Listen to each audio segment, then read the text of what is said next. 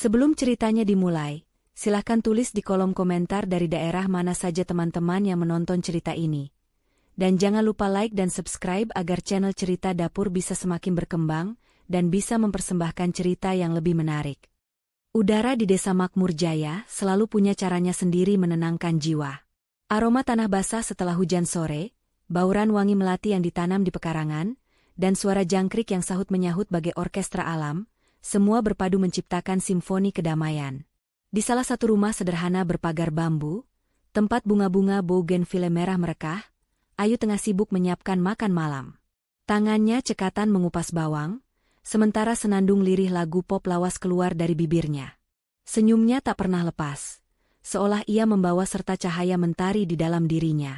Ayu, seorang gadis desa yang tumbuh besar di bawah lindungan gunung dan sawah, memiliki kecantikan yang alami. Kulitnya sawo matang, matanya bening memancarkan ketulusan, dan rambut hitam panjangnya selalu ia kuncir sederhana. Ia adalah potret kesederhanaan yang menawan. Kehidupannya berubah drastis 2 tahun lalu, saat ia bertemu Rio. Rio, seorang pria kota yang tampan, mapan, dan bertutur kata manis, datang ke desa dalam rangka proyek sosial perusahaan tempatnya bekerja. Ayu awalnya tak pernah membayangkan akan berjodoh dengan pria selevel Rio. Keluarga Rio adalah keluarga terpandang di kota, memiliki bisnis besar, dan hidup dalam kemewahan yang tak pernah Ayu impunkan. Namun, pesona Rio mampu meluluhkan hatinya. Cinta tumbuh di antara keduanya, atau setidaknya, itulah yang Ayu yakini. Rio selalu bersikap manis di depan Ayu. Ia memuji keramahan Ayu, keindahan desa, dan bahkan keahlian Ayu dalam memasak hidangan kampung. "Ayu, kamu itu seperti mutiara yang tersembunyi," kata Rio suatu sore, menggenggam tangan Ayu saat mereka duduk di tepi sungai. "Aku ingin menjadikanmu ratuku." Kata-kata itu diucapkan dengan tatapan yang menghanyutkan, membuat Ayu melayang. Ia merasa seperti Cinderella yang ditemukan oleh pangeran. Pernikahan mereka berlangsung sederhana namun meriah di desa, disaksikan oleh seluruh warga Makmur Jaya yang turut berbahagia. Kemudian, Ayu diboyong ke Jakarta, ke sebuah rumah megah di kawasan elit. 2 tahun pernikahan mereka berjalan, di mata orang-orang, Ayu dan Rio adalah pasangan sempurna.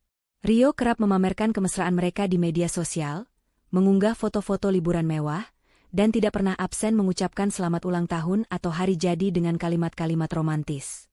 Di hadapan teman-teman Rio, Ayu selalu diposisikan sebagai istri yang charming dan sangat melengkapi. Namun, di balik tirai kemewahan dan senyum yang dipaksakan, ada retakan-retakan kecil yang perlahan menggerogoti kebahagiaan sejati Ayu. Rio memang tidak pernah kasar secara fisik, tidak pernah membentak di depan umum, atau menunjukkan ketidakpuasan secara terang-terangan di hadapan orang lain. Namun, ada bisikan-bisikan halus, sindiran-sindiran terselubung, dan tatapan meremehkan yang sering ia layangkan ketika mereka hanya berdua. "Ayu, cara makanmu kok masih kayak di warung pinggir jalan, sih? Atau, kamu kalau pakai baju model ini jadi kelihatan makin kampungan, sayang?" Kadang diselipkan dengan senyum tipis yang terasa dingin. Ayu selalu mencoba menafsirkan itu sebagai candaan, atau cara Rio ingin dirinya berkembang. Ia mati-matian belajar etiket, mencoba mengikuti gaya hidup kota, dan bahkan mengubah penampilannya demi menyenangkan Rio. Ia berusaha keras untuk tidak menjadi kampungan di mata suaminya. Malam itu adalah malam Jumat yang syahdu. Hujan baru saja reda, menyisakan hawa sejuk yang menyelinap lewat jendela kamar. Ayu sedang memijat pelan pundak Rio yang sedang bersantai di sofa ruang keluarga, menonton acara olahraga. Aroma sup iga hangat yang baru saja Ayu siapkan memenuhi ruangan, mengundang selera. Ayu merasa dadanya berdebar-debar sejak sore. Ada berita besar yang ingin ia sampaikan kepada suaminya. Berita yang ia yakini akan membawa kebahagiaan dan melengkapi keluarga kecil mereka. "Mas, ada yang mau Ayu omongin," kata Ayu pelan, menenggelamkan wajahnya di bahu Rio. Rio hanya bergumam, matanya masih terpaku pada layar televisi. Ada apa, sayang?" Ayu menarik napas dalam-dalam, mengumpulkan seluruh keberaniannya. Ia meraih tangan Rio yang bebas, lalu menempelkannya ke perutnya yang masih rata. Ayu hamil, Mas." Hening. Suara dari televisi seolah lenyap ditelan keheningan yang tiba-tiba mencekam. Jantung Ayu berdetak begitu kencang, ia bisa merasakan darah mengalir deras di telinganya. Ia menanti reaksi Rio, senyum lebar, pelukan hangat, atau setidaknya, kejutan bahagia. Namun, yang terjadi adalah sebaliknya. Perlahan, Rio melepaskan tangannya dari perut Ayu. Wajahnya yang semula tampak santai, kini mengeras. Tatapan matanya yang tadi datar kini berubah menjadi tatapan tajam, penuh kebencian yang belum pernah Ayu lihat sebelumnya. Ada semacam kilatan jijik yang melintas di sana. Apa katamu? Suara Rio terdengar rendah, nyaris seperti geraman. Dingin, menusuk tulang. Ayu mengangkat wajahnya, terkejut melihat ekspresi Rio. Senyum di bibirnya perlahan memudar. Ayu hamil, Mas. Kita akan punya bayi. Ia mencoba mengulangi dengan nada lebih ceria, berusaha menepis firasat buruk yang tiba-tiba menyergapnya. Rio tiba-tiba bangkit dari sofa, gerakan mendadak itu membuat Ayu terlonjak kaget. Wajahnya memerah, namun bukan merah karena bahagia. Itu merah karena amarah yang memuncak. Hamil? Kamu hamil? Nada suaranya naik, penuh penekanan. Dengan anak itu? Anak dari perempuan kampungan sepertimu? Kata-kata itu bagai palu godam yang menghantam dada Ayu. Tubuhnya membeku, napasnya tercekat. Mas, apa maksudmu? Maksudku? Rio tertawa sinis, tawa yang tak pernah Ayu dengar. Tawa yang terdengar sangat keji. Kamu pikir aku mau punya anak dari kamu? Dari rahimmu yang kampungan itu? Dari darahmu yang jelas-jelas kental dengan bau lumpur? Ayu mundur selangkah, tidak percaya dengan apa yang baru saja ia dengar. Matanya mulai berkaca-kaca. Mas, ini anak kita? Anak kita berdua? Tidak. Ini anakmu. Aku tidak sudi. Aku tidak sudi punya anak yang nanti akan punya gen kampungan sepertimu. Aku tidak sudi punya anak yang akan jadi beban, yang akan membuat malu reputasiku. Rio menunjuk-nunjuk wajah Ayu, kemarahannya meledak. Aku menikahimu karena aku kasihan. Karena aku ingin membuktikan aku bisa menaklukkan perempuan lugu sepertimu. Bukan untuk punya anak. Dunia Ayu runtuh. Kata-kata, kampungan, yang dulu hanya sindiran, kini keluar telanjang bulat, penuh dengan hinaan dan kebencian. Setiap suku kata yang keluar dari mulut Rio, adalah racun yang merobek-robek harga dirinya. Pria yang selama ini ia puja, pria yang ia cintai sepenuh hati, ternyata menyimpan dendam dan kebencian yang begitu besar.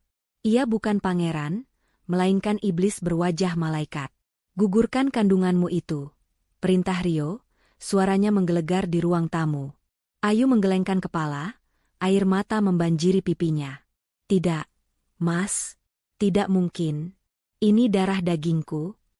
Gugurkan, Ayu. Atau aku akan memastikan kamu menyesal seumur hidupmu. Rio menatapnya dengan pandangan dingin yang membuat bulu kuduk Ayu merinding. Aku tidak mau ada bayi, kampungan, yang lahir dari rahimmu. Jangan pernah berani melahirkan anak itu. Atau kau akan tahu akibatnya. Ancaman itu, tatapan itu, dan setiap kata-kata keji yang terlontar dari bibir Rio, membekas dalam ingatan Ayu. Malam itu, di tengah keheningan yang mencekam, bisikan neraka dari suaminya sendiri telah merenggut seluruh kebahagiaan semu yang selama ini Ayu genggam erat. Ia terhempang di lantai, terisak-isak dalam kegelapan yang tiba-tiba menyelimuti hidupnya, mendekap perutnya yang masih rata, tempat janin tak berdosa itu bersemayam. Malam itu, setelah gema kalimat pedih Rio mereda, dan lampu-lampu rumah mewah itu seolah ikut meredup, Ayu masih teronggok di lantai dingin ruang tamu. Air mata tak berhenti mengalir, membasahi pipi, menetes ke lantai, seolah setiap tetes adalah pecahan dari hatinya yang remuk. Di luar, suara jangkrik yang tadinya syahdu kini terdengar seperti bisikan mengejek. Aroma sup iga yang semula mengundang selera kini terasa memuakan, seperti racun yang menyebar di udara. Ia mendekap perutnya erat-erat, seolah melindunginya dari tatapan tajam dan kata-kata keji Rio yang masih terngiang. Gugurkan kandunganmu itu. Suara Rio, yang biasanya begitu lembut dan membuai, kini berubah menjadi deru badai yang menghantam.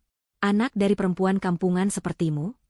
Setiap kata, kampungan, yang Rio lontarkan, seolah menjadi cambuk yang menyayat kulitnya, meremukan harga dirinya hingga tak bersisa. Ia merasa kotor, hina, tak pantas. Bukankah dulu Rio berjanji akan menjadikannya ratu? Bukankah ia berkata mencintainya apa adanya? Semua itu kini hanya dongeng pahit yang mengawang di udara. Rio tak peduli. Setelah melontarkan ancaman, ia berbalik, berjalan menuju kamar tidur tanpa menoleh sedikit pun ke arah Ayu. Pintu kamar tertutup dengan bunyi berderit pelan, namun bagi Ayu, suara itu bagai genderang perang yang baru saja ditabuh. Ia ditinggalkan sendirian di ruang tamu yang kini terasa begitu luas dan dingin, hanya ditemani oleh isak tangisnya sendiri. Rasa sakit fisik di perutnya seolah tak seberapa dibandingkan dengan luka menganga di jiwanya. Pagi menjelang. Matahari menerobos tirai kamar, namun tak ada kehangatan yang sampai ke hati Ayu. Ia sama sekali tidak tidur. Matanya sembab, wajahnya pucat pasi. Rio sudah pergi ke kantor sejak subuh, tanpa sepatah kata pun, tanpa menoleh, seolah Ayu hanyalah patung tak bernyawa di rumah itu. Sun. Rumah sebesar ini terasa begitu menyesakkan. Ayu bangkit dengan sisa-sisa tenaga, berjalan gontai ke kamar mandi. Di depan cermin, ia melihat pantulan dirinya yang hancur. Bukan Ayu yang dulu, Ayu yang selalu tersenyum dan memancarkan semangat. Ini adalah Ayu yang rapuh, Ayu yang terluka. Bayiku. Bisiknya pelan, menyentuh perutnya. Ada kehangatan di sana, sebuah kehidupan yang mulai tumbuh, yang belum tahu betapa rumitnya dunia tempat ia akan dilahirkan. Bagaimana bisa ia menggugurkannya? Bagaimana bisa ia membuang darah dagingnya sendiri, buah dari cintanya yang dulu ia kira tulus? Tapi, di sisi lain, bayangan wajah Rio yang penuh amarah terus menghantuinya. Ancaman Rio begitu nyata, begitu menakutkan. Ia tahu, Rio bukanlah pria yang main-main dengan ucapannya. Rio akan melakukan apapun untuk mencapai keinginannya. Selama beberapa hari berikutnya, rumah tangga mereka berubah menjadi medan perang dingin. Rio masih pulang ke rumah, tetapi ia bersikap seolah Ayu tidak ada. Ucapan-ucapan sinis dan tatapan merendahkan menjadi makanan sehari-hari Ayu. Kamu itu sudah kodratnya jadi perempuan kampungan. Ayu, jangan mimpi bisa masuk ke duniaku, celetuk Rio suatu pagi saat Ayu sedang menyiapkan sarapan. Atau saat Ayu mencoba bertanya tentang rencananya, Rio hanya menjawab, pikirkan saja bagaimana cara menggugurkan anak itu, jangan sok jadi ibu dulu. Kata, kampungan, terus menghantuinya, membungkus setiap napas, setiap langkahnya. Ayu merasa terkunci dalam sangkar emas. Ia ingin melawan, ia ingin berteriak bahwa ia bukan kampungan, bahwa ia juga punya harga diri, tapi kata-kata Rio seolah meruntuhkan benteng pertahanannya. Ia mencoba berargumentasi, Mas, kehamilan ini anugerah, Mas. Kita bisa membesarkannya bersama. Dia pasti akan jadi anak yang pintar, Mas. Namun Rio tak bergeming. Anugerah? Bagiku ini musibah. Aku tidak butuh anugerah yang akan mempermalukan aku di depan klien dan teman-teman sosialitaku. Rio bahkan mengancam, kalau kamu berani mempertahankan anak itu, jangan harap kamu bisa hidup tenang. Aku akan membuat hidupmu lebih sengsara dari yang bisa kamu bayangkan, dan aku tidak akan segan-segan meninggalkanmu. Ancaman itu adalah pukulan telak. Meninggalkan Ayu, di kota sebesar ini, tanpa keluarga, tanpa pekerjaan, tanpa siapa-siapa, bagaimana ia akan hidup? Bagaimana ia akan membesarkan bayinya sendirian? Ketakutan akan masa depan yang tidak pasti, kegelisahan akan stigma masyarakat, semua bercampur aduk dalam benaknya. Ia mulai ragu, apakah keputusannya untuk mempertahankan anak ini adalah egoismenya semata? Haruskah ia mengorbankan anaknya demi kelangsungan hidupnya sendiri, demi terhindar dari cengkraman Rio?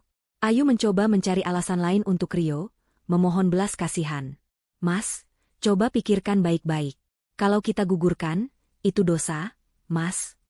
Rio hanya tertawa hambar. Dosa? Dosa itu kalau aku membesarkan anak yang tidak aku inginkan. Ayu, dosa itu kalau aku hidup dengan perempuan yang tidak tahu diri sepertimu. Matanya memancarkan kekejaman yang tak pernah Ayu kenal. Ini pilihannya, anak itu lenyap, atau kamu lenyap dari hidupku. Pilih sekarang. Pilihan itu bagai dua bilah pisau yang menusuknya secara bersamaan. Di satu sisi, ada janin tak berdosa yang semakin kuat berdenyut di rahimnya, ikatan suci yang tak bisa ia lepaskan begitu saja. Cinta seorang ibu yang baru saja bersemi. Di sisi lain, ada tekanan yang semakin brutal dari Rio, ancaman yang nyata, dan ketakutan akan kehilangan segalanya. Otaknya memerintahkan untuk realistis, untuk memilih yang paling aman, yaitu menuruti kemauan Rio. Tapi hatinya menjerit tak rela, menolak untuk menyerah pada kekejaman suaminya. Ayu mencoba mencari tahu tentang prosedur aborsi, mencari informasi diam-diam di ponselnya. Setiap artikel yang ia baca, setiap testimoni yang ia temukan, hanya menambah beban di hatinya. Prosedur itu menakutkan, berisiko, dan yang terpenting, ia tahu itu adalah tindakan yang akan ia sesali seumur hidup. Hatinya berteriak, "Tidak, aku tidak akan melakukannya." Namun, Rio tidak memberi ruang bagi Ayu untuk berpikir lama. Tekanan psikologisnya semakin menjadi. Ia sengaja tidak memberikan uang saku, mengontrol setiap gerak-gerik Ayu, bahkan sampai pada hal-hal kecil seperti makanan. "Kalau kamu makan sebanyak itu, nanti anakmu makin besar, makin susah digugurkan," sindirnya saat Ayu mengambil nasi sedikit lebih banyak. "Atau, apa yang kamu makan itu? Makanan kampungan begitu mana cocok untuk wanita kota sepertiku." Rio seolah senang melihat Ayu menderita, melihat Ayu semakin terpojok. Di tengah pertarungan batin yang hebat itu, Ayu teringat nasihat almarhumah ibunya, "Nak, seorang ibu itu benteng pertama anaknya. Sekalipun dunia menolaknya, ibulah yang akan selalu melindunginya." Kata-kata itu berputar-putar di benaknya, memberikan sedikit kekuatan. Bisikan janin di dalam rahimnya, yang ia rasakan semakin nyata, seolah membisikkan permohonan, "Jangan tinggalkan aku, Ibu." Ayu berada di persimpangan jalan yang gelap dan sunyi. Ia tahu ia harus memilih. Bertahan dengan Rio dan mengkhianati anaknya, atau mempertahankan anaknya dan menghadapi ketidakpastian yang mengerikan. Setiap hari adalah penyiksaan. Setiap jam adalah perjuangan antara akal dan nurani. Setelah ultimatum Rio yang menggantung di udara, hidup Ayu berubah menjadi mimpi buruk yang berulang. Rumah mewah itu, yang dulu ia impikan sebagai istana kebahagiaan, kini menjelma menjadi penjara berhiaskan kemewahan.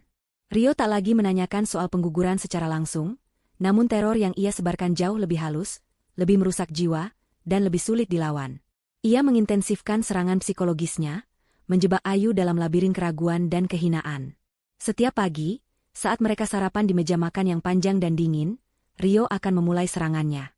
Ia tak lagi berteriak, suaranya justru merendah, penuh nada cibiran yang menusuk. "Lihat dirimu, Ayu," katanya suatu pagi, matanya menyapu penampilan Ayu dari ujung rambut hingga kaki. Meskipun sudah pakai baju dari butik mahal, aura, kampung NMU itu tidak bisa hilang. "Rambutmu kusut, wajahmu kusam. Pantas saja aku tidak nafsu." Ayu menunduk, mencoba menahan air mata yang mendesak. Ia sudah berusaha semaksimal mungkin, berdandan, merawat diri, tetapi di mata Rio, semua usahanya sia-sia. Rio akan mengkritik segala hal. Cara Ayu berbicara, yang menurutnya terlalu, medok, dan tidak elegan. "Ucapkan, saya, bukan, aku, Ayu." Itu lebih sopan dan berkelas. Tapi memang susah ya, kebiasaan dari sana itu susah dihilangkan. Ia bahkan mengomentari cara Ayu makan. "Kenapa makan nasinya banyak sekali? Nanti gemuk," terus jalannya ogah-ogahan kayak ibu-ibu di pasar. Seolah setiap gerak-gerik Ayu adalah noda yang harus dihapus. Bukti nyata dari kekampungan, dirinya. Hinaan itu bukan hanya tentang penampilan fisik, tapi merasuk ke inti kepribadian Ayu, merusak kepercayaan dirinya sedikit demi sedikit. Ayu mencoba bersembunyi. Ia lebih banyak menghabiskan waktu di kamar, menghindari Rio. Namun Rio seolah punya mata di mana-mana. Jika Ayu terlalu lama di kamar, Rio akan mengetuk pintu dengan keras, kemudian masuk tanpa permisi. "Ngapain kamu di kamar terus? Mau menyembunyikan diri dari fakta kalau kamu itu tidak pantas jadi istriku, tidak pantas jadi ibu dari anak-anakku." Ia akan memaksa Ayu untuk ikut serta dalam aktivitasnya, seperti makan malam dengan rekan bisnisnya, hanya untuk kemudian mengomentari setiap kesalahan kecil Ayu di depan umum, atau menatapnya dengan pandangan merendahkan yang membuat Ayu merasa tak berdaya. Di depan orang lain, Rio akan bersikap manis dan protektif. "Ayu memang pemalu, dia belum terbiasa dengan lingkungan kota," katanya dengan senyum yang dipaksakan. Namun, Ayu tahu, itu hanyalah tipuan untuk menyembunyikan sisi gelapnya. Tekanan terbesar yang Rio lakukan adalah isolasi. Rio secara perlahan memutus semua jalur komunikasi Ayu dengan dunia luar. Telepon Ayu seringkali disita dengan alasan, agar kamu fokus mengurus rumah. Jika Ayu protes, Rio akan berkata, "Mau telepon siapa? Keluarga kampunganmu itu? Apa gunanya mereka? Hanya akan membebanimu saja." Ia melarang Ayu pergi sendirian, dengan dalih, khawatir dengan keselamatanmu di kota besar. Kartu kredit Ayu ditarik, uang tunai sangat dibatasi. Jika ada telepon masuk dari teman atau keluarganya di desa, Rio akan sigap mengangkatnya, dan mengatakan bahwa Ayu sedang sibuk atau sakit, sehingga ia tidak bisa diganggu. "Jangan ganggu Ayu dulu, dia sedang istirahat.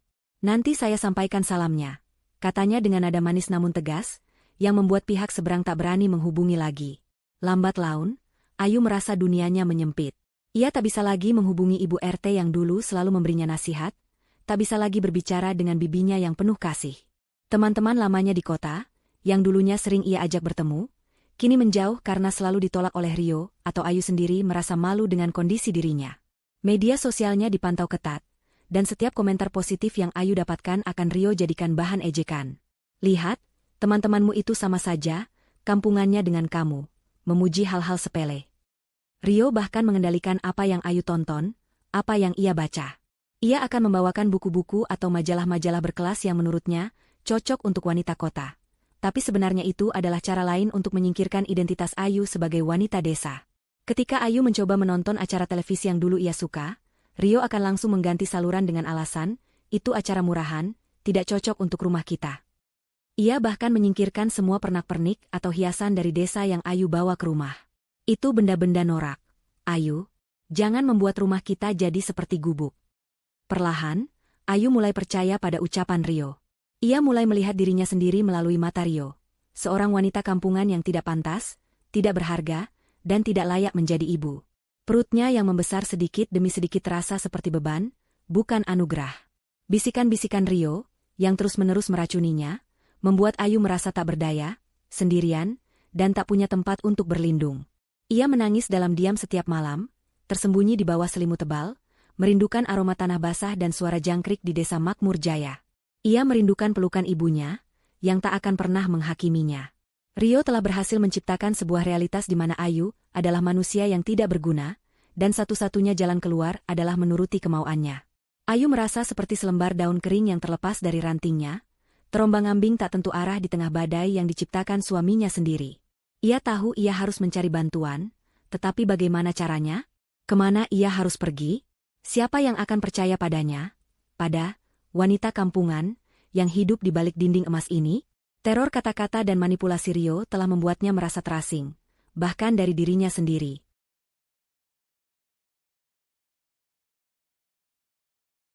Ayu merasa seperti boneka yang talinya diputus satu persatu.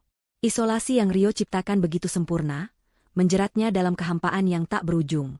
Setiap hari, pikiran untuk menggugurkan kandungannya kembali menghantui, bukan karena ia ingin, melainkan karena ia mulai merasa itu satu-satunya jalan keluar dari siksaan ini. Namun, setiap kali tangannya menyentuh perutnya yang mulai sedikit membuncit, ia merasakan denyutan kehidupan yang lembut, dan hatinya menolak keras. "Tidak, nak, ibu tidak akan menyerah padamu," bisiknya lirih dalam kegelapan malam.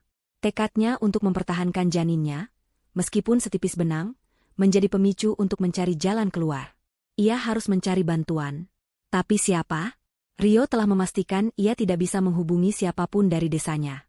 Teman-temannya di kota pun sudah lama tak ada kabar. Dalam keputusasaan yang memuncak, pandangannya tertuju pada satu-satunya harapan yang tersisa, keluarga Rio, sang mertua. Ayu tahu, keluarga Rio adalah orang-orang terpandang. Mertuanya, Bu Renata dan Pak Hartono, selalu tampil elegan dan ramah di depan umum. Selama ini, interaksi Ayu dengan mereka terbilang minim. Mereka hanya sesekali datang berkunjung, atau saat acara keluarga besar. Mereka tidak pernah menunjukkan sikap kasar. Namun Ayu juga tidak pernah merasakan kehangatan yang tulus dari mereka, hanya keramahan formal dan penuh perhitungan. Namun, sebagai orang tua Rio, bukankah mereka seharusnya memiliki hati nurani? Bukankah mereka juga akan bahagia dengan kehadiran cucu? Setidaknya, mereka mungkin bisa melunakkan hati putra mereka, atau memberikan perlindungan untuknya dan calon bayinya. Suatu siang, saat Rio sedang tidak ada di rumah, Ayu memberanikan diri untuk menghubungi Bu Renata. Tangannya gemetar saat menekan nomor telepon mertuanya. Ia harus melakukannya sebelum Rio pulang. Setelah beberapa kali dering, suara Bu Renata yang elegan akhirnya terdengar. "Halo, Ayu? Ada apa? Tumben sekali kamu menelepon ibu." Suara Bu Renata terdengar sedikit terkejut, namun tetap ramah. Ayu menarik napas panjang. "Maaf, Bu, mengganggu. Ada yang ingin Ayu bicarakan." "Penting sekali, Bu." "Penting? Ada apa?" "Rio baik-baik saja, kan?" Ada nada khawatir dalam suara Bu Renata, namun sepertinya lebih kepada Rio ketimbang Ayu. "Rio baik-baik saja, Bu. Ini tentang Ayu dan tentang kehamilan Ayu, Bu. Ayu berusaha keras menjaga suaranya agar tidak bergetar. Hening sejenak. Oh, kehamilan? Kenapa? Bukankah Rio sudah memberitahumu untuk... Bu Renata tidak melanjutkan kalimatnya, namun Ayu bisa merasakan ada sesuatu yang janggal. Bu, Ayu benar-benar butuh bicara. Bisakah Ayu datang menemui ibu? Pinta Ayu memohon. Dengan berat hati, Bu Renata akhirnya setuju. Baiklah. Datanglah besok siang, saat Rio tidak ada. Tapi jangan terlalu lama, ibu ada janji golf. Ayu merasa sedikit lega. Setidaknya ada secercah harapan. Ia menghabiskan sisa hari itu dengan mempersiapkan diri, menyusun kata-kata terbaik untuk menjelaskan situasinya tanpa terdengar seperti mengadu domba. Keesokan harinya, dengan taksi online yang dipesan diam-diam, menggunakan sisa uang yang berhasil ia sisihkan, Ayu tiba di rumah mertuanya yang jauh lebih besar dan mewah dari rumahnya sendiri. Rumah itu adalah cerminan kekayaan dan status sosial yang sangat dijunjung tinggi oleh keluarga Rio. Ayu disambut oleh Bu Renata di ruang tamu yang dihiasi barang-barang antik dan lukisan mahal. Silakan duduk, Ayu. Jadi, ada apa yang penting sekali ini? Bu Renata memulai percakapan dengan senyum tipis, namun matanya memancarkan ekspresi yang sulit diartikan. Ayu mulai bercerita, pelan-pelan, dengan suara bergetar. Ia menjelaskan tentang kehamilannya, tentang reaksi Rio yang tak terduga, tentang ancaman-ancaman yang dilontarkan, dan bagaimana Rio terus-menerus merendahkannya dengan sebutan kampungan. Ia bahkan menceritakan bagaimana Rio memaksanya untuk menggugurkan kandungannya. Ia berharap bisa melihat empati atau setidaknya kejutan di mata mertuanya. Namun, reaksi Bu Renata sungguh di luar dugaan Ayu. Senyum tipis itu tidak luntur. Bahkan ketika Ayu menceritakan betapa menderitanya ia. Wajah Bu Renata tetap tenang, hampir acuh tak acuh. Setelah Ayu selesai berbicara, Bu Renata menghela napas panjang, seolah Ayu baru saja memberitahu tentang masalah yang sangat sepele. Ayu, dengar ibu baik-baik, kata Bu Renata, suaranya tenang namun ada nada tegas di dalamnya. Ibu tahu Rio kadang memang sedikit keras kepala. Tapi itu demi kebaikan kalian, demi masa depan Rio. Ayu terkesiap. Demi kebaikan? Tapi, Bu, dia ingin Ayu menggugurkan cucu ibu sendiri. Bu Renata mengangkat tangannya, mengisyaratkan Ayu untuk diam. Dengar dulu, Rio itu putra satu-satunya kami. Dia punya masa depan yang sangat cerah, bisnis yang besar, dan reputasi yang harus dijaga. Kamu tahu, kan, bagaimana tekanan hidup di kota ini? Ayu hanya bisa menatap tak percaya. Tapi, Bu, ini anak Rio. Dan itu masalahnya, Ayu, potong Bu Renata dengan nada dingin. Ibu tidak bermaksud merendahkanmu. Tapi Rio itu dididik di lingkungan yang berbeda. Dia butuh pendamping yang selevel, yang bisa menemaninya di lingkaran sosialnya. Bukan berarti kamu tidak baik, tapi kalian memang berbeda. Bu Renata meneguk tehnya. Dan soal anak, Rio sudah sangat jelaskan, dia tidak menginginkannya. Jika dia tidak menginginkannya, itu akan menjadi beban. Beban bagi Rio, beban bagi nama baik keluarga, dan tentu saja, beban bagimu sendiri. Tapi itu darah dagingnya, Bu, cucu ibu. Ayu merasa hatinya semakin sakit. Seharusnya kamu tahu diri, Ayu, Bu Renata menatapnya tajam. Rio sudah berbaik hati menikahimu, membawa kamu dari desa ke kota. Sudah sepatutnya kamu membalas kebaikan itu dengan mengerti apa yang terbaik untuknya. Jika Rio tidak ingin ada anak sekarang, atau tidak ingin ada anak dari kamu, maka turuti saja. Itu demi masa depan kalian berdua, demi pernikahan kalian. Air mata Ayu kembali menetes. Jadi ibu setuju dengan Rio? Ibu tidak akan membantu Ayu? Ayu, ibu bukan tidak membantu. Ibu hanya menyarankan apa yang terbaik untuk semua. Rio itu anak ibu, Ayu. Ibu tahu dia yang terbaik untuk putra ibu. Bu Renata berdiri, isyarat bahwa percakapan ini sudah selesai. Pikirkanlah baik-baik. Jangan sampai kamu menyesal. Hidup di kota itu keras, Ayu. Jangan sampai kamu kehilangan Rio dan tidak punya apa-apa. Ayu berjalan keluar dari rumah mertuanya dengan langkah gontai. Secercah harapan yang ia bawa tadi siang kini pudar, bahkan hancur berkeping-keping. Tembok yang ia harapkan runtuh ternyata semakin kokoh berdiri. Mertuanya, yang seharusnya menjadi pelindung, justru lebih memihak putranya, bahkan menyalahkannya. Mereka tidak melihatnya sebagai menantu atau ibu dari cucu mereka, melainkan sebagai masalah yang harus diselesaikan demi reputasi keluarga. Ia mencoba menghubungi kerabat dekatnya di Jakarta, seorang bibi jauh yang dulu pernah singgah di desanya. Bibinya menyambutnya dengan ramah, mendengarkan ceritanya dengan prihatin. Namun, begitu Ayu menyampaikan ancaman Rio dan keinginannya untuk mempertahankan anak, raut wajah bibinya berubah. "Nak Ayu, maaf ya, bibi tidak bisa ikut campur terlalu jauh. Ini masalah rumah tangga kalian. Bibi tidak mau nanti jadi salah paham dengan Mas Rio dan keluarganya," kata bibinya dengan nada canggung. "Rio itu kan orang penting, keluarga besar. Bibi takut nanti malah kena masalah. Maaf ya, Nak." Lagi-lagi, tembok. Ketakutan orang-orang akan pengaruh Rio dan keluarganya jauh lebih besar daripada rasa simpati terhadap penderitaan Ayu. Ia terpojok, merasa tak ada jalan keluar. Lingkaran setan isolasi Rio berhasil sempurna. Ayu kini benar-benar sendirian, tanpa satupun pegangan, tanpa satupun tempat bersandar. Perutnya yang semakin membesar terasa seperti beban, bukan lagi anugerah. Pertarungan hati nuraninya kini semakin berat, karena ia tak lagi memiliki sekutu. Ia merasa harus memilih, antara dirinya, anaknya, atau kehancuran yang tak terhindarkan. Dinginnya lantai marmer di rumah Rio terasa menusuk tulang Ayu, tetapi tidak sedingin hatinya yang kini beku karena kekecewaan. Kata-kata Bu Renata, yang seolah membenarkan setiap perlakuan Rio, masih terngiang-ngiang. "Seharusnya kamu tahu diri, Ayu. Rio itu anak ibu, Ayu. Ibu tahu dia yang terbaik untuk putra ibu." Kalimat-kalimat itu bagai mantra, mengukir kepedihan di relung jiwanya. Ia telah mencari perlindungan, namun yang ia temukan hanyalah tembok kokoh yang tak bisa ditembus, dibangun dari status sosial dan ketakutan. Berhari-hari setelah kunjungan yang sia-sia itu, Ayu hidup dalam kabut. Ia makan tanpa rasa, berjalan tanpa tujuan, dan berbicara hanya jika diperlukan. Rio tetap dengan perilakunya, menebar sindiran dan mengawasi setiap gerak-gerik Ayu. Namun, Ayu seolah tak lagi peduli. Ia sudah mati rasa. Setiap pagi, ia bangun dengan pertanyaan yang sama, "Haruskah aku menyerah?" Dan setiap malam, ia tidur dengan jawaban yang sama, "Tidak."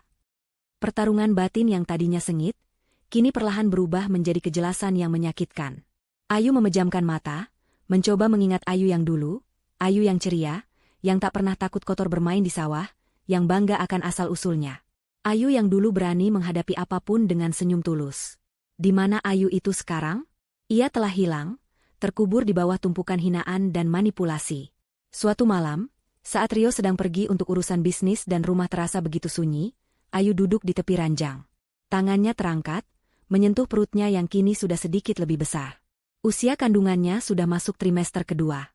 Tendangan lembut yang ia rasakan beberapa hari terakhir semakin nyata, semakin sering. Seolah sang janin tak berdosa itu ikut merasakan kegelisahan ibunya, dan berusaha memberikan kekuatan. "Nak," bisiknya lirih, air mata menetes membasahi bantal, "maafkan ibu yang lemah ini. Maafkan ibu yang hampir menyerah padamu." Ia teringat kembali semua kebaikan yang Rio tunjukkan di awal. Senyumnya, kata-kata manisnya, janji-janji masa depan yang indah. Semua itu kini terasa seperti fata morgana di gurun pasir. Rio yang sekarang bukan lagi pangeran impiannya. Rio yang sekarang adalah sosok yang kejam, yang tega menghancurkan jiwa seseorang demi ego dan reputasinya. Ia adalah racun yang secara perlahan membunuh Ayu, hari demi hari. Ayu bangkit dari ranjang, berjalan ke jendela besar yang menghadap ke kota Jakarta yang hiruk-pikuk. Lampu-lampu gedung pencakar langit berkelip, seolah mengolok-olok kegelapan yang menyelimuti hatinya. Ia terkurung di sini, di balik dinding-dinding mewah ini, menderita dalam kesendirian. Tidak ada yang akan menolongnya. Tidak ada yang akan menyelamatkannya. Mertuanya sudah menutup mata. Kerabatnya takut campur tangan. Teman-temannya di desa tak bisa dihubungi. Ia benar-benar sendirian. Dalam momen keheningan yang penuh air mata itu, sebuah pemikiran jernih tiba-tiba muncul di benaknya. Seolah tirai tebal yang menutupi pandangannya tersingkap. Ia tidak bisa lagi tinggal bersama Rio. Lingkungan ini, pria ini, semua ini akan menghancurkannya, dan yang lebih penting, akan menghancurkan anaknya. Jika ia tetap di sini, ia akan dipaksa menggugurkan kandungan, atau hidup dalam neraka tanpa henti. Keputusan itu, yang semula terasa begitu menakutkan, kini justru membawa sedikit kelegaan. Ya, itu adalah keputusan yang mengubah segalanya. Ia akan mempertahankan anaknya. Dan untuk itu, ia harus pergi. Meninggalkan Rio, meninggalkan rumah mewah ini, meninggalkan semua kepalsuan ini. Namun, kemana?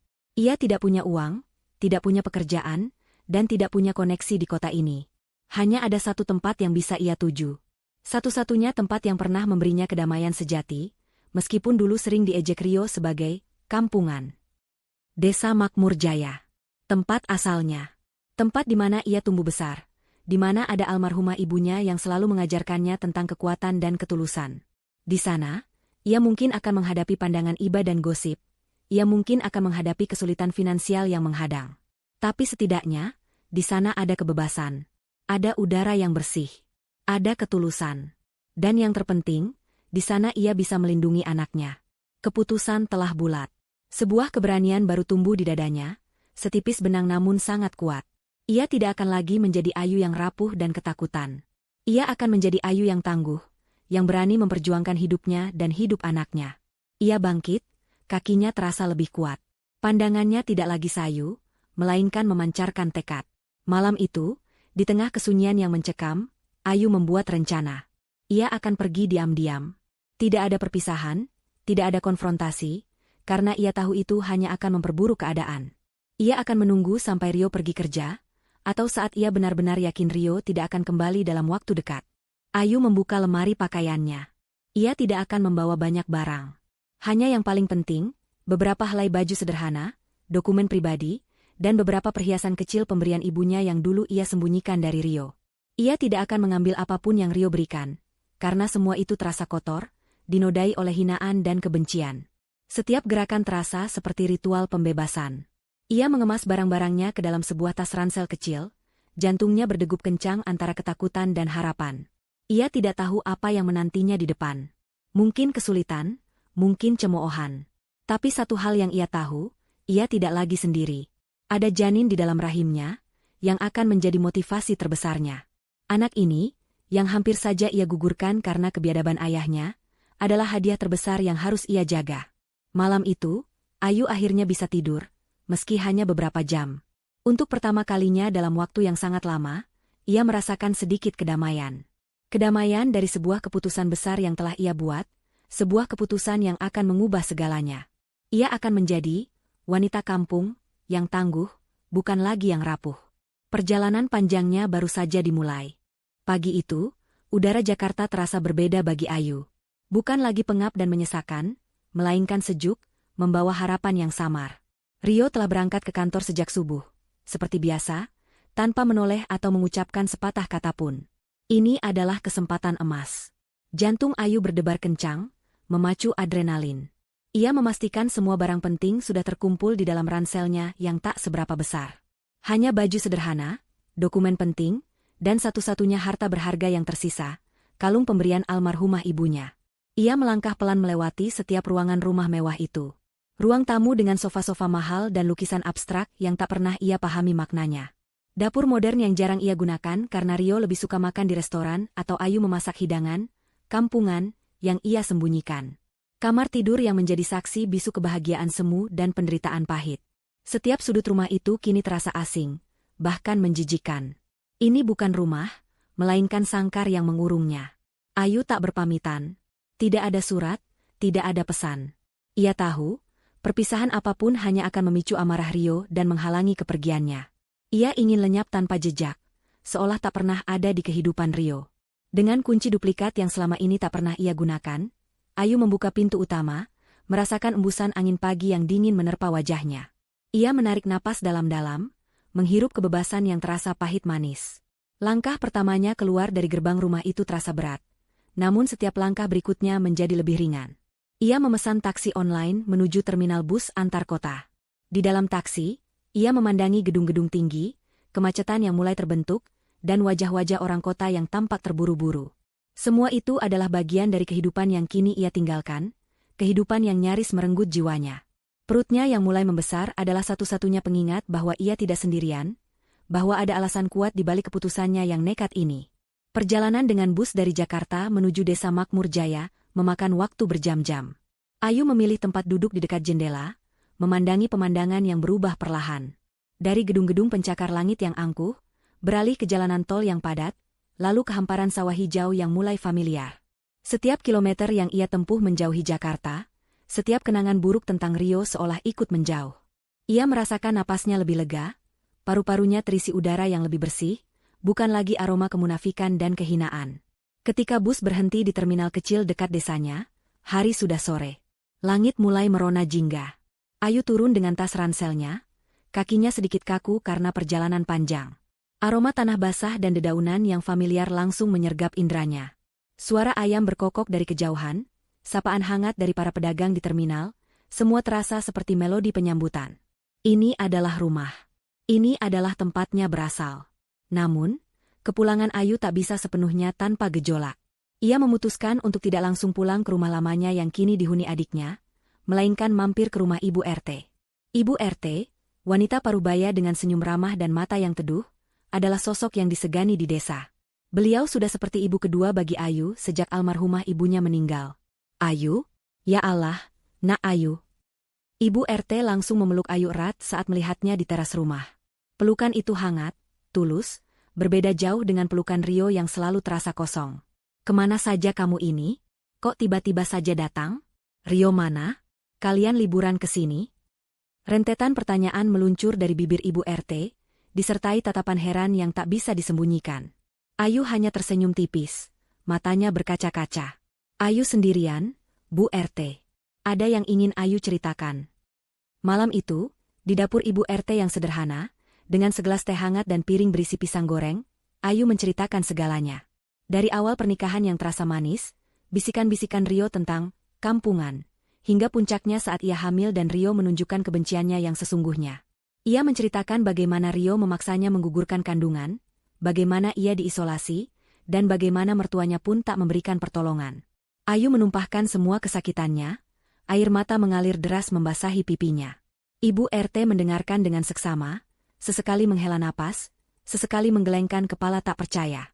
Mata teduhnya kini memancarkan kesedihan dan kemarahan yang samar.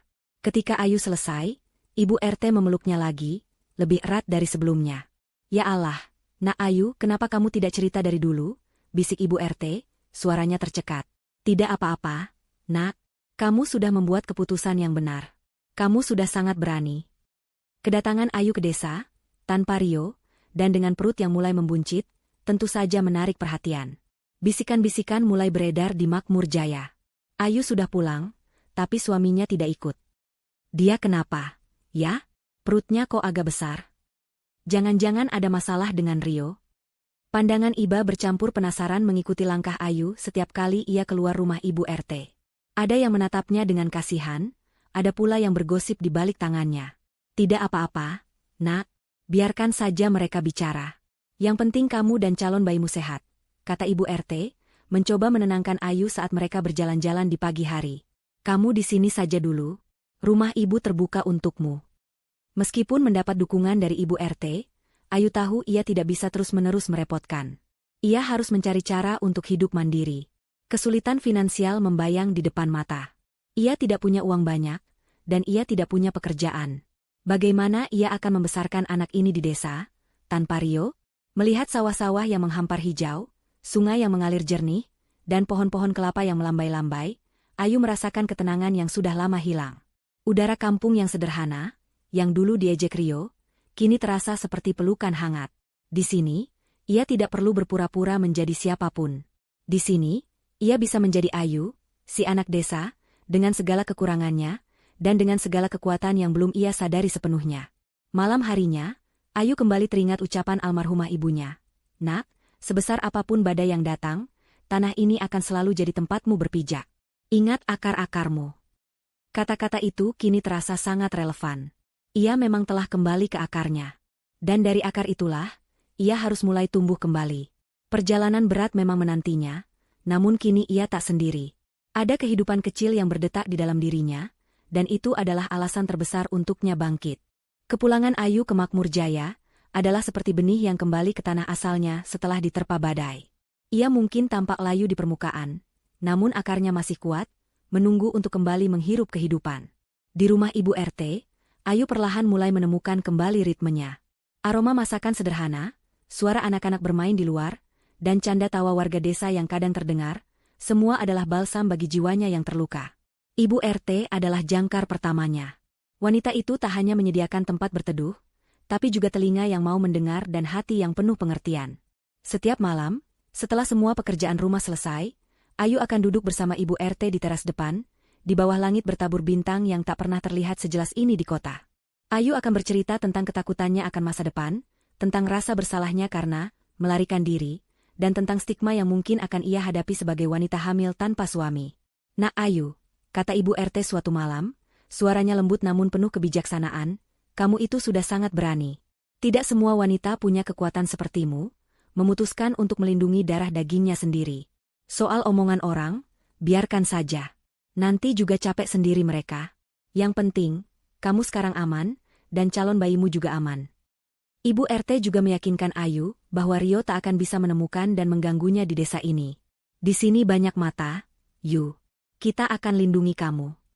Dukungan Ibu RT tidak berhenti di situ. Beliau mulai memperkenalkan Ayu kembali pada kehidupan desa. Mengajak Ayu ikut serta dalam kegiatan arisan ibu-ibu, pengajian, dan gotong royong di balai desa. Awalnya, Ayu merasa canggung. Ia masih merasa ada pandangan aneh dari beberapa mata, bisikan samar yang seolah menunjuk ke perutnya yang semakin membesar. Beberapa ibu-ibu muda menatapnya dengan rasa ingin tahu yang kuat, sementara yang lebih tua hanya memberikan senyum prihatin. Namun, Ayu berusaha mengabaikannya. Ia memaksakan diri untuk tersenyum, menyapa, dan membantu sebisa mungkin. Perlahan, sikap Ayu yang terbuka dan kesediaannya untuk tetap berinteraksi membuat sebagian besar warga desa melunak. Mereka melihat Ayu bukan lagi sebagai wanita yang gagal dalam pernikahan kota, tetapi sebagai sosok yang tegar dan penuh perjuangan. Beberapa sahabat lamanya, seperti Wati, tetangga sebelah rumahnya dulu, mulai mendekat. Wati adalah gadis periang yang dulu sering Ayu ajak bermain di sawah. Pertemuan kembali dengan Wati terasa seperti menemukan kepingan dirinya yang hilang. "Yu, kamu kenapa sih? Cerita dong," desak Wati suatu sore, saat mereka berdua membantu Ibu RT menumbuk kopi. Ayu ragu-ragu pada awalnya, tetapi kehangatan dan ketulusan di mata Wati membuatnya luluh. Ia menceritakan kisahnya lagi, kali ini kepada Wati, yang mendengarkan dengan penuh empati. Wati tidak menghakimi, tidak menyalahkan, ia hanya memeluk Ayu erat-erat. "Dasar Rio bajingan itu," umpat Wati, matanya berkilat marah. "Tenang saja, Yu, ada kami di sini, kamu tidak sendirian." Dukungan dari sahabat lama dan Ibu RT adalah vitamin bagi jiwa Ayu. Mereka tidak hanya memberikan dukungan emosional, tetapi juga praktis. Ibu RT membantu Ayu mencari pekerjaan sampingan yang tidak terlalu berat untuk ibu hamil. Ia menyarankan Ayu untuk membantu di kebun sayur miliknya atau membuat kerajinan tangan dari anyaman bambu, sesuatu yang Ayu sudah mahir sejak kecil. Ayu mulai menghabiskan waktunya dengan berkebun, merasakan tanah di bawah jemarinya, menghirup aroma sayuran segar. Pekerjaan itu sederhana, namun memberinya ketenangan yang mendalam. Setiap kali ia melihat tunas baru tumbuh, setiap kali ia memanen hasil kebun, ia merasa ada kehidupan baru yang juga tumbuh di dalam dirinya. Ia juga mulai menganyam tikar kecil, tas belanja, atau hiasan dinding dari bambu. Hasil karyanya tidak sempurna, tetapi ada keindahan dalam kesederhanaannya, dan Ibu RT membantu menjualnya di pasar desa. Momen-momen ini adalah titik balik bagi Ayu. Ia tidak lagi merasa minder dengan sebutan wanita kampungan. Justru sebaliknya, ia mulai menerima identitas itu dengan bangga. Kampungan, bukan lagi hinaan, melainkan akar yang membuatnya kuat. Di desa, ia menemukan kembali nilai-nilai yang sempat ia lupakan. Gotong royong, kebersamaan, kejujuran, dan ketulusan. Di kota, ia harus berlomba, bersaing, dan seringkali memakai topeng. Di desa, ia bisa menjadi dirinya sendiri. Suatu siang, saat Ayu sedang menganyam di teras rumah Ibu RT, seekor kupu-kupu hinggap di perutnya yang membuncit. Ayu tersenyum. Ia mengelus perutnya, merasakan tendangan lembut dari janinnya yang semakin aktif. "Kamu tidak akan malu punya ibu yang kampungan ini, nak," bisiknya pelan, air mata haru menetes. "Justru di sini, kamu akan tumbuh dengan cinta yang tulus, dengan nilai-nilai yang nyata." Menerima diri sebagai wanita kampungan, ternyata bukan bentuk menyerah pada hinaan Rio, melainkan bentuk pemberontakan yang paling fundamental. Itu adalah pengakuan bahwa ia punya kekuatan yang Rio takkan pernah mengerti. Kekuatan yang berasal dari kesederhanaan, dari ikatan dengan alam, dan dari dukungan komunitas yang tulus. Ia sadar, selama ini Rio hanya melihatnya dari permukaan, dari label status sosial. Rio tak pernah melihat kedalaman hatinya, ketangguhannya, dan potensi yang ia miliki. Setiap hari yang berlalu, Ayu merasa semakin kuat. Fisiknya memang lelah karena kehamilan dan pekerjaan, tetapi jiwanya terbang bebas. Ia melihat ke depan, memikirkan masa depan bersama anaknya. Ia akan membesarkan anak ini dengan penuh cinta, mengajarkannya nilai-nilai luhur yang ia dapatkan dari desa, dan menunjukkan padanya bahwa kampungan bukanlah kelemahan, melainkan sebuah identitas yang bisa dibanggakan. Ia tak lagi memikirkan Rio, tak lagi berharap pada penyesalan suaminya. Pikirannya kini hanya fokus pada satu hal, menjadi ibu yang kuat dan mandiri. Pelukan hangat dari akar-akar kehidupannya di desa telah memberinya energi baru. Ia telah jatuh, tetapi kini ia bangkit kembali, lebih kokoh dari sebelumnya, siap menghadapi babak baru dalam hidupnya. Waktu berjalan begitu cepat di Makmur Jaya, seiring dengan perut Ayu yang semakin membesar. Setiap hari adalah penantian, setiap detik adalah persiapan mental dan fisik untuk kedatangan sang buah hati. Ayu merasakan ikatan yang semakin kuat dengan janinnya. Tendangan-tendangan kecil di dalam perutnya bukan lagi beban, melainkan melodi kebahagiaan yang tak tertandingi. Itu adalah pengingat konstan bahwa ia tidak sendirian, dan bahwa ia telah membuat keputusan yang paling benar dalam hidupnya. Ayu belajar banyak hal selama kehamilannya di desa. Ia belajar tentang kesabaran dari proses menanam benih hingga panen. Ia belajar tentang ketulusan dari senyum tulus anak-anak desa yang selalu menyapanya. Dan ia belajar tentang kekuatan dari dirinya sendiri, dari kemampuan tubuhnya untuk menopang kehidupan baru. Ibu RT dan Wati menjadi pilar utamanya. Mereka selalu ada, mendampingi Ayu memeriksakan kandungan ke puskesmas desa, menyiapkan makanan bergizi, dan memberikan semangat di saat Ayu merasa lelah. "Sudah berapa bulan, Yu?" tanya Wati suatu sore, mengelus perut Ayu dengan lembut. "Masuk 9 bulan, Wat." "Sebentar lagi," jawab Ayu, senyumnya merekah. "Ada ketegangan, ya, tapi lebih banyak kebahagiaan. Tidak usah khawatir, Yu. Semua akan baik-baik saja," hibur Wati, seolah membaca kegelisahan samar di mata sahabatnya. Hari itu pun tiba. Dini hari, saat desa masih diselimuti embun dan bintang-bintang masih bersinar terang, Ayu merasakan kontraksi pertama. Awalnya samar, namun perlahan semakin kuat dan teratur. Keringat dingin membasahi dahinya. Ia membangunkan Ibu RT yang tidur di kamar sebelah. Ibu RT sigap, wajahnya memancarkan ketenangan namun gerakannya cekatan. "Ayo, Nak Ayu, kita ke bidan," kata Ibu RT, membantu Ayu bangun. Wati yang sudah berjaga-jaga di rumah Ibu RT juga ikut panik bercampur gembira. Mereka berdua memapah Ayu menuju rumah bidan desa yang letaknya tidak terlalu jauh. Suara jangkrik yang menemani langkah mereka pagi itu terasa berbeda, seolah ikut mengiringi momen sakral yang akan terjadi.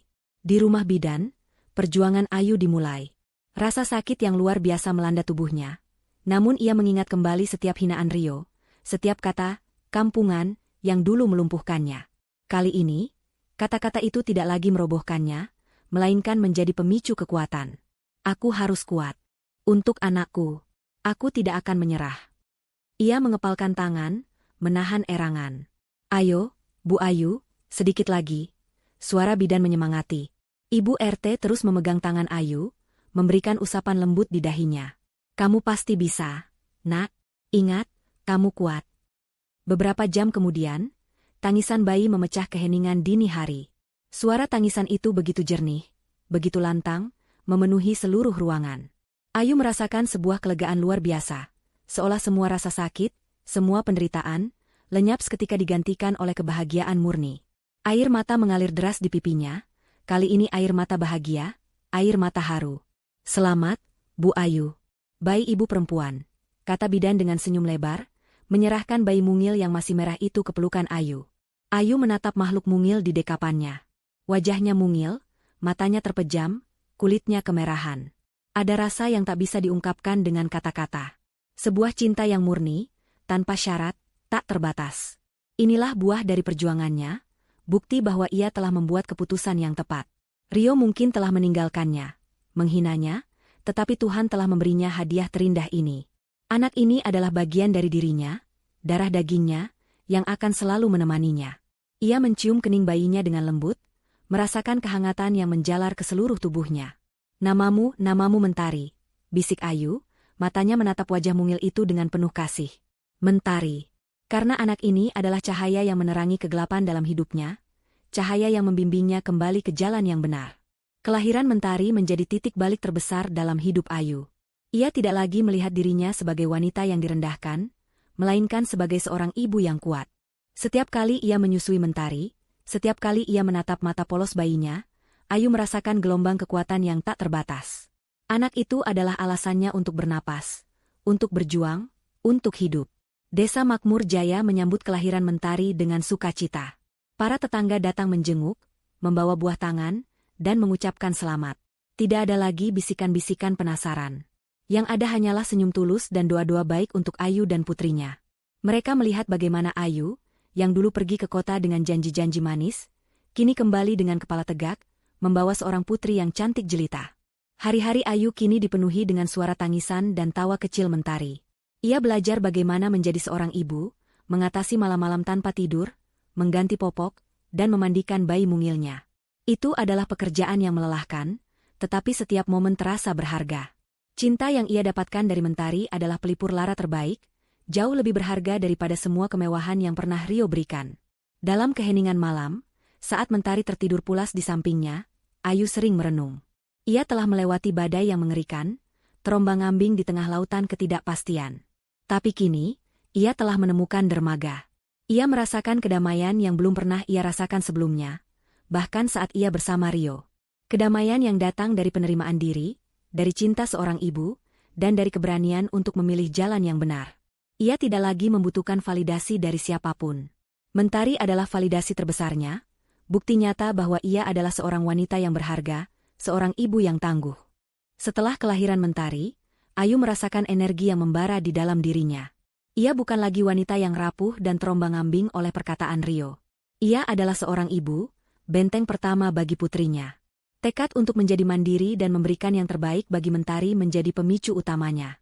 Ia harus bangkit, tidak hanya untuk dirinya sendiri, tetapi juga untuk cahaya kecil yang kini mengisi hari-harinya. Hidup di desa memang menawarkan ketenangan, tetapi juga tantangan finansial. Uang tabungan Ayu sangat menipis, dan ia tidak bisa terus-menerus merepotkan Ibu RT. Ia harus mencari nafkah, dan ia harus melakukannya dari desa Makmur Jaya. Rio memang melarangnya bekerja di Jakarta, dengan alasan tidak pantas untuk istri orang kaya, tapi di sini, tidak ada lagi Rio yang bisa menghalangi.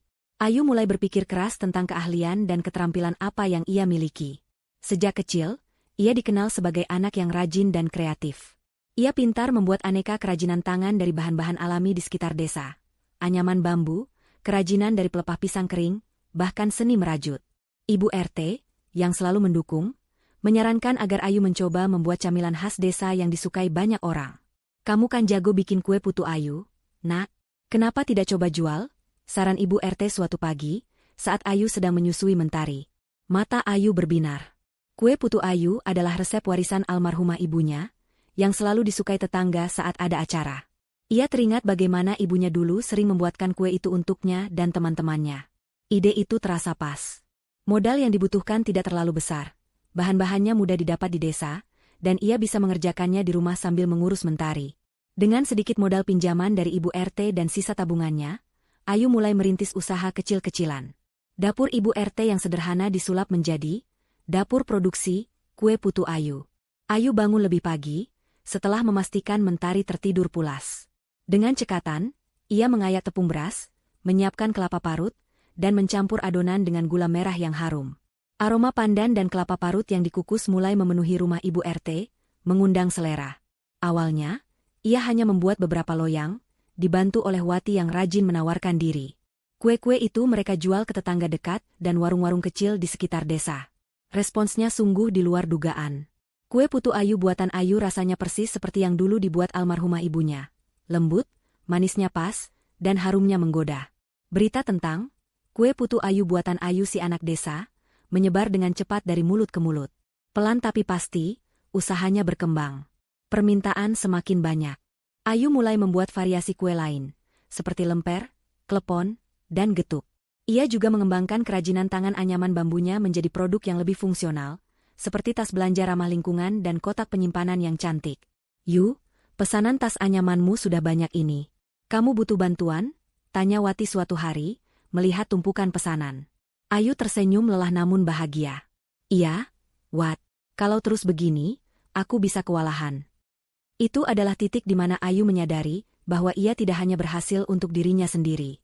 Ia bisa menciptakan lapangan kerja kecil di desanya. Ia mulai mengajak beberapa ibu-ibu muda dan lansia di desa yang kurang berpenghasilan untuk membantunya, baik dalam membuat kue maupun menganyam kerajinan. Ia melatih mereka, berbagi ilmunya, dan membayar mereka dengan upah yang layak. Usaha, Dapur Ayu, dan Anyaman Mentari, nama yang ia berikan untuk usahanya, sebagai pengingat putrinya, semakin dikenal. Tak hanya di desa Makmur Jaya, tetapi juga di kota kecamatan terdekat. Pesanan mulai datang dari luar desa, dari warung-warung dan bahkan kafe-kafe yang ingin menyajikan camilan tradisional. Ayu bahkan mulai berani memanfaatkan media sosial, yang dulu ia hindari karena Rio, untuk mempromosikan produknya, dibantu oleh anak ibu RT yang lebih melek teknologi. Foto-foto kue tradisional yang cantik dan tas anyaman yang unik menarik perhatian banyak orang. Ayu tak lagi merasa minder dengan sebutan kampungan. Justru sebaliknya, ia menjadikannya motivasi. Wanita kampung bukan berarti lemah, miskin, atau tak berdaya. Ia adalah bukti hidup bahwa wanita kampungan juga bisa sukses, mandiri, dan bahkan menjadi inspirasi bagi orang lain. Kekuatan dan kreativitasnya berasal dari akarnya yang dalam, dari nilai-nilai kesederhanaan dan ketekunan yang ia dapatkan dari desa. Setiap keuntungan yang ia dapatkan, sebagian besar ia sisihkan untuk kebutuhan Mentari dan sebagian lagi untuk mengembangkan usahanya.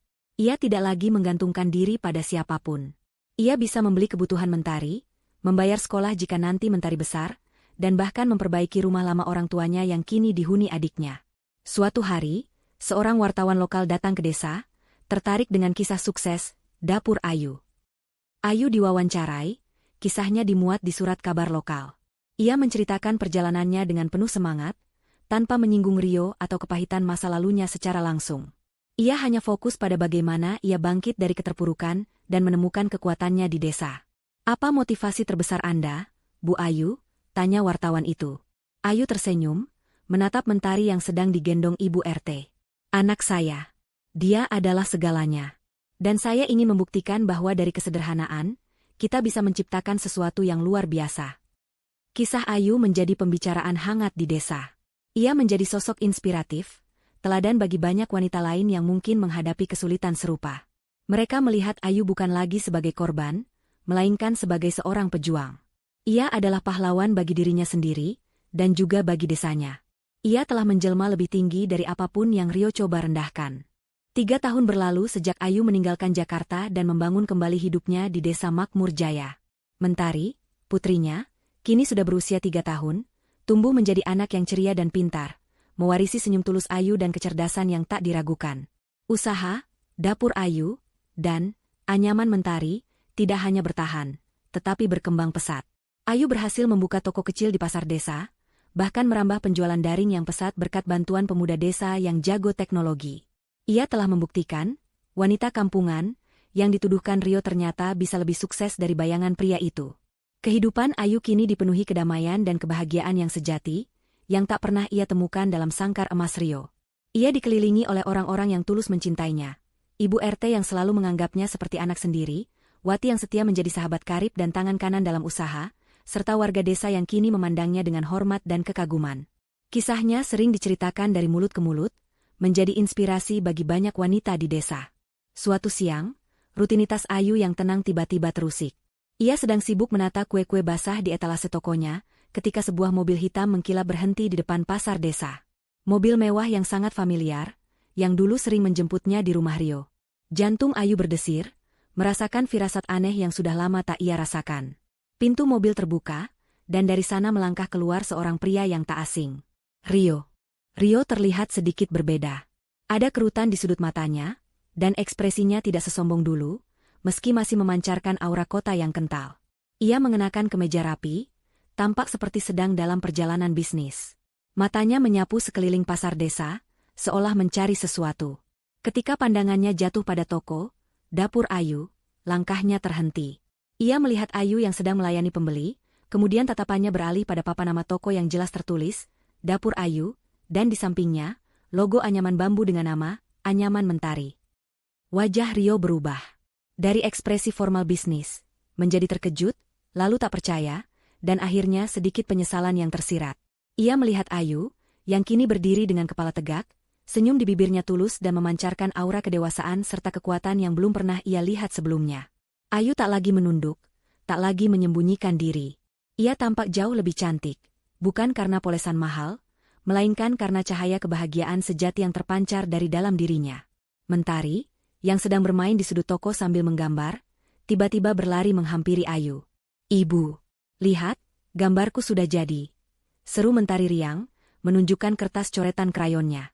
Rio menatap Mentari.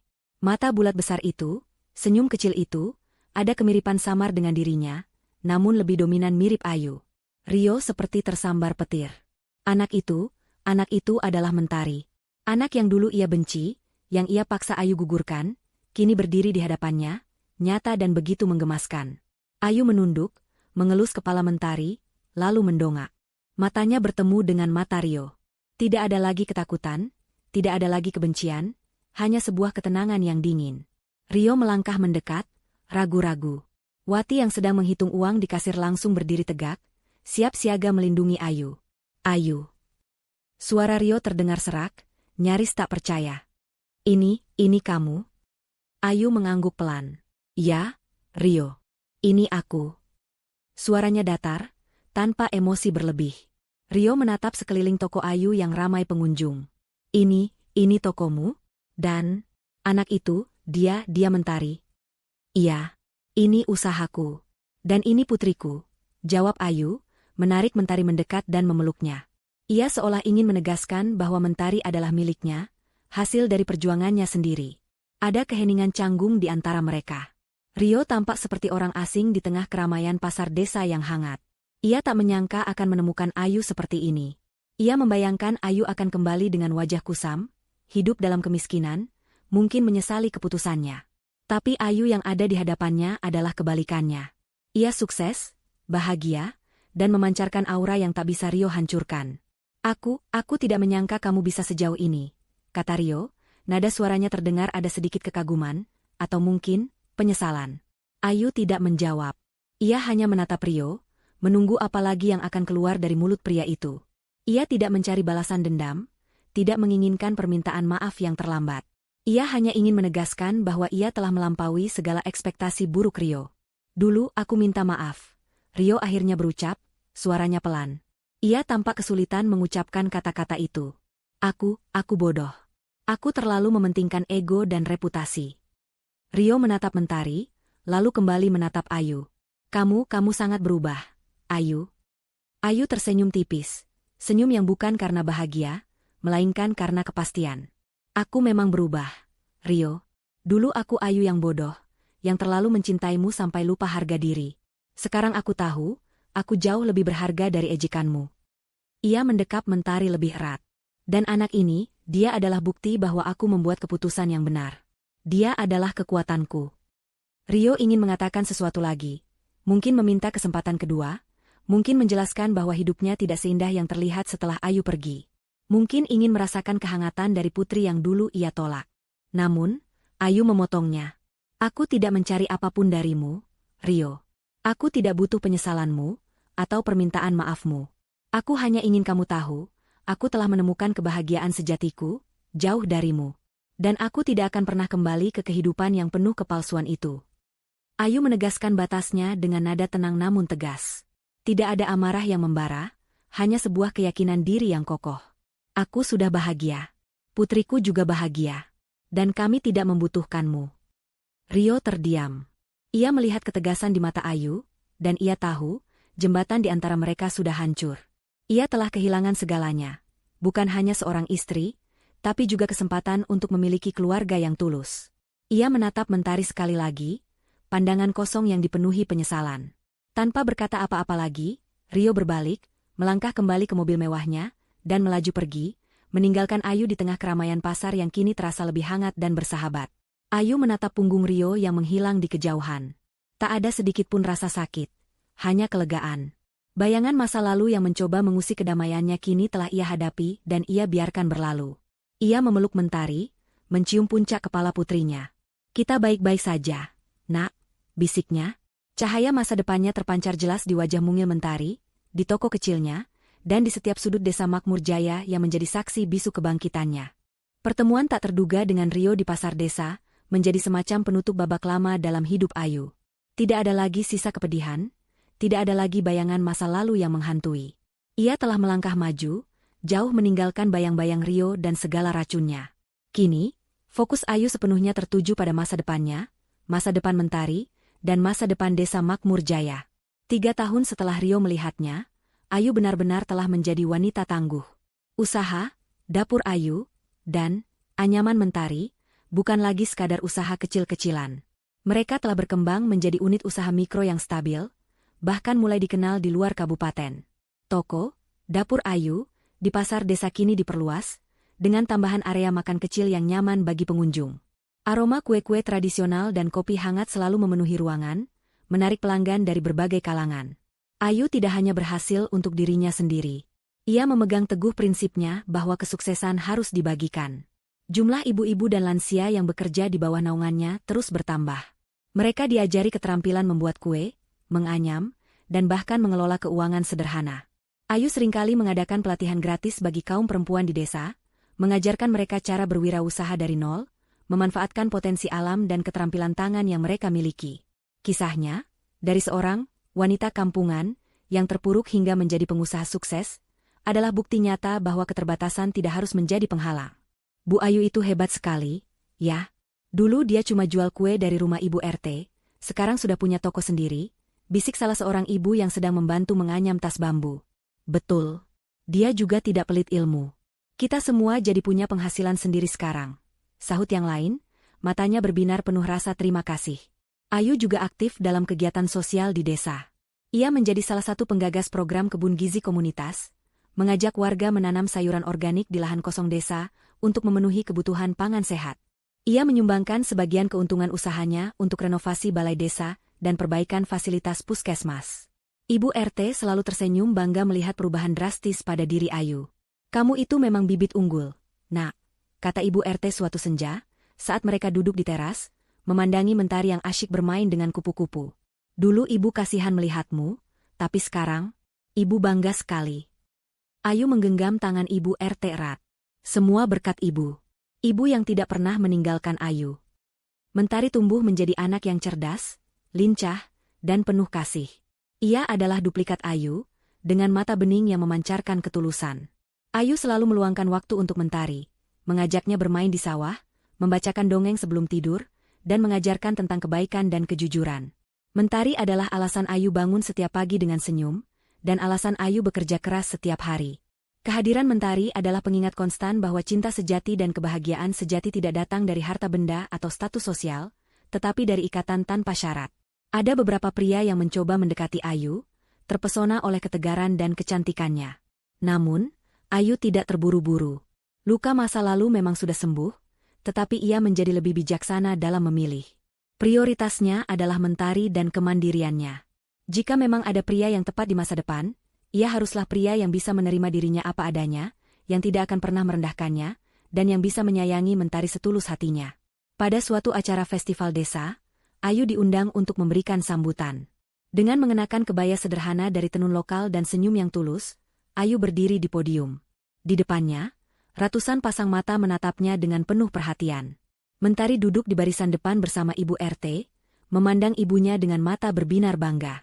"Dulu, saya pernah merasa hancur," kata Ayu, suaranya tenang namun penuh kekuatan. "Pernah merasa tidak berharga, hanya karena label, kampungan, yang disematkan kepada saya. Saya pernah berpikir, kebahagiaan itu datang dari pengakuan orang lain, dari kemewahan, dari status." Ayu berhenti sejenak, membiarkan kalimatnya meresap. "Namun, saya menemukan bahwa kebahagiaan sejati tidak datang dari validasi orang lain, apalagi dari orang yang merendahkan kita. Kebahagiaan sejati datang dari kekuatan diri sendiri, dari cinta tanpa syarat yang kita berikan dan terima, dan dari penerimaan akan siapa diri kita sesungguhnya." Tepuk tangan riuh membahana di balai desa. Kata-kata Ayu menyentuh hati banyak orang, terutama para wanita yang mungkin pernah mengalami hal serupa. Ia bukan lagi wanita kampungan, yang rapuh, yang dulu dibuang oleh suaminya. Ia adalah wanita tangguh, seorang pejuang yang berani, seorang ibu yang penuh kasih, dan seorang inspirasi bagi komunitasnya. Ia telah menemukan tempatnya, bukan di gemerlap kota yang penuh kepalsuan, tetapi di akar-akar tanah kelahirannya, di mana ia bisa tumbuh bebas dan bermakna. Kisah Ayu, si wanita kampung tangguh, akan terus hidup. Ia menjadi legenda kecil di Makmur Jaya, bukti bahwa patah hati tidak harus berarti akhir.